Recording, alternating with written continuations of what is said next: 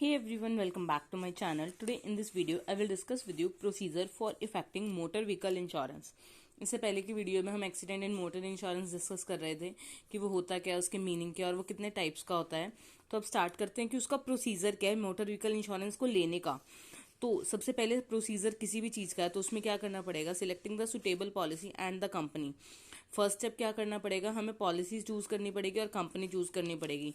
The first step is to choose the suitable policy out of the policies available for motor insurance. Motor insurance के लिए जितने भी policies available है उसमें से हमें अपने अकॉर्डिंग सुटेबल पॉलिसी चूज करनी पड़ेगी।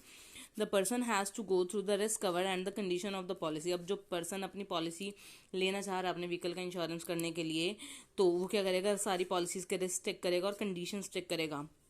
और एक प्रीमियम एक इम्पॉर्टेंट चीज़ होती है किसी भी इंश्योरेंस में। प्रीमियम क्या होता है, जो हम अमाउंट इंश्योरेंस कंपनी को पे करते हैं इन बदले में कि वो हमारी व्हीकल की सेफ्टी या व्हीकल की सेफ्टी प्रोवाइड करेगी या किसी भी चीज़ की सेफ्टी प्रोवाइड करेगी। जैसे लाइफ इंश्योरेंस है तो आपकी लाइफ की सेफ्टी प्रोवाइड करेगी, आपको डेथ हो जाती है या कोई आपको एक्सीडेंट हो जाता है तो उसमें प्रोवाइड करेगी। मरीन इंश्योरेंस है तो आपके ट्रांजिट गुड्स की सेफ्टी प्रोवाइड करेगी, तो यहाँ पे वो व्हीकल की सेफ्टी प्रोवाइड करेगी। They also provide different benefits of the insurance policy. अलग अलग पॉलिसीज के बेनिफिट्स बताएंगी। The proposer also has to choose the insurer who suits him.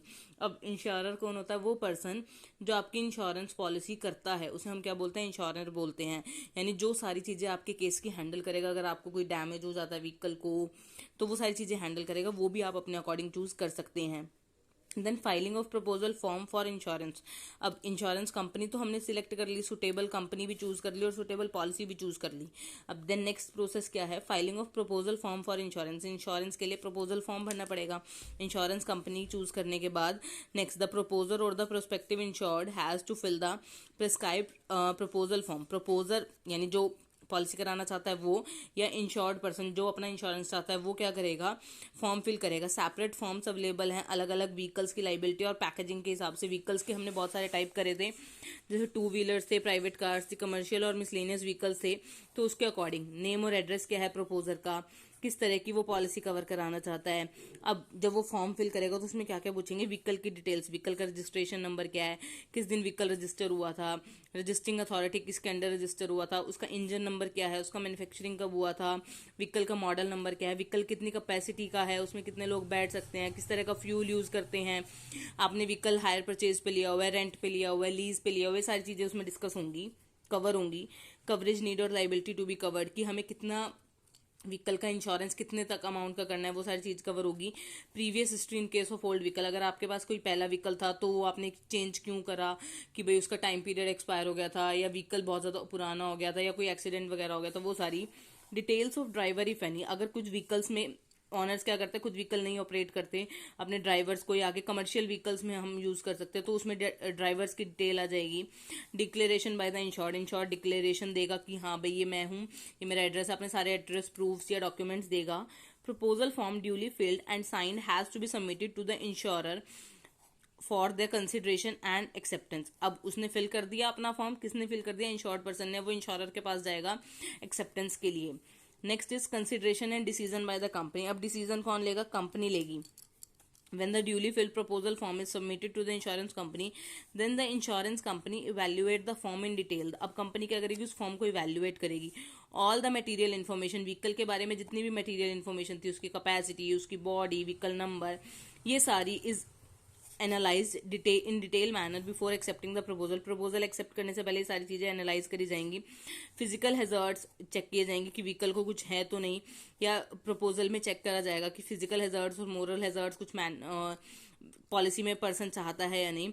अगर वो एक्सेप्ट करना है तो किस रेट पे हम लोग वो प्रीमियम कितना पे डिसाइड हुआ है उन दोनों के बीच में, यानी इंश्योरेंस कंपनी के बीच में और इंश्योर्ड पर्सन के बीच में, वो भी डिसाइड होगा।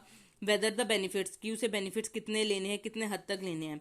अब प्रीमियम रेटिंग, अब जो प्रीमियम डिसाइड होगा वो किस बेसिस पे डिसाइड होगा, इंश्योर्ड की डिक्लेयर्ड वैल्यू, इंश्योरर ने कितनी डिक्लेयर करी है वैल्यू।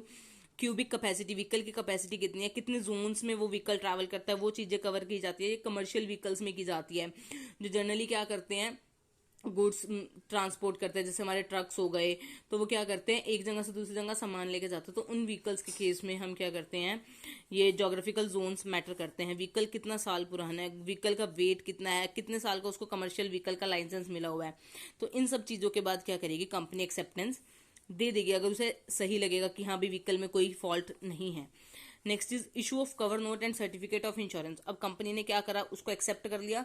अब कंपनी क्या करेगी, इंश्योरेंस का क्या मिलता है, कंपनी पॉलिसी देती है आपको, पर पॉलिसी इशू करने में टाइम लगता है, तो इसीलिए कंपनी क्या इशू कर देती है, कवर नोट इशू कर देती है।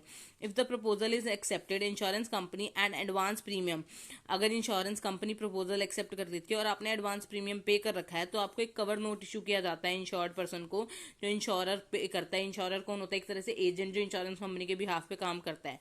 अब सर्टिफिकेशन जो सर्टिफिकेट ऑफ इंश्योरर है वो उसी टाइम इशू कर दिया जाता है as per section 145B of the motor vehicles act 1988। Certificate of insurance क्या है, एक सर्टिफिकेट जो ऑथराइज इंश्योरर शो करता है इन pursuance of the subsection 3 of section 147, और एक इसमें कवर नोट भी आता है जिसमें सारी कंडीशंस आपकी रिक्वायरमेंट्स ऑलरेडी मेंशन होती है, वो आपकी पॉलिसी में भी होती है। पर पॉलिसी इशू करने से पहले जो कवर नोट जो कंपनी आपको देती है, अगर आपने प्रीमियम पे कर रखा, तो वो क्या है, हमारा कवर नोट है।